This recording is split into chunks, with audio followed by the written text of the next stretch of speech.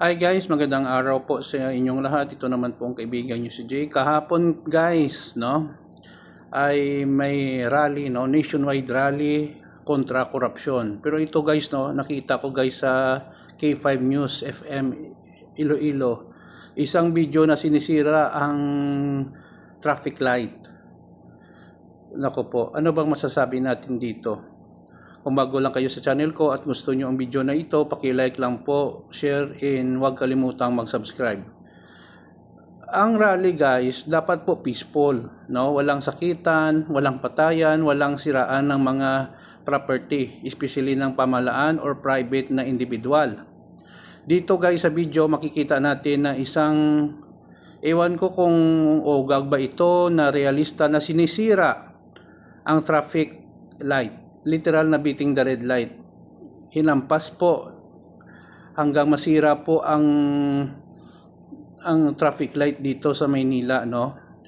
Ito guys nagpapakita ng isang hindi magandang halimbawa na may mga masamang loob, mga rebelde or mga NPA, terorista na sumasabay sa rally protesta. Ito guys very clear, no? Tignan natin ulit.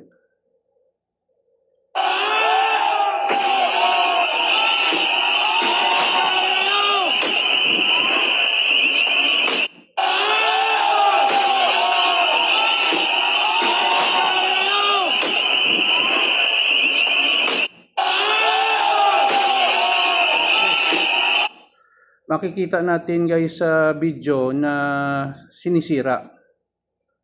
Public property po ito ang traffic light. At ano naman ang kasalanan ng traffic light na sinisira ng realista na ito, no? Feeling ko mga gago talaga to, no? Mga sirang ulo, no? Sabi nga ng mga netizen siguro din niya na siya lang ang magbabayad ng ginuba niya, alin sa tax niya, nami dakpon. Sabi, anong sala ng traffic light? Ano daw ang kasalanan ng traffic light? Padayaw, mango, literal na bugo. While now, iyak later, no?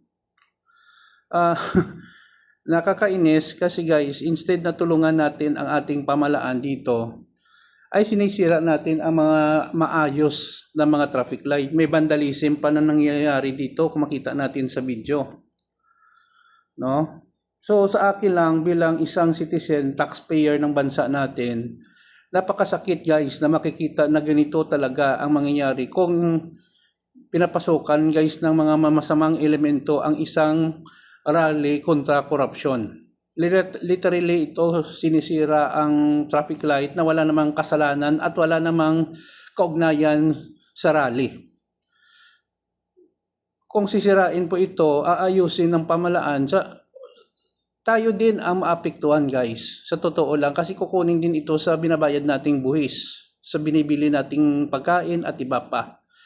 This is a reminder guys na too much democracy, no discipline can cause chaos and unruly society. Okay? Gumising na tayo sa katotohanan. Tulungan natin ang ating sarili. Huwag po nating hayaan ang mga ganitong utak, basura, utak squatter ang sisira sa magandang layunin ng isang rally. Yun lang po guys. Please like, share, and huwag kalimutang mag-subscribe sa channel ko. Mahal ko kayo. Ito naman pong kaibigan nyo si Jake. Paalam guys. See you in the next video.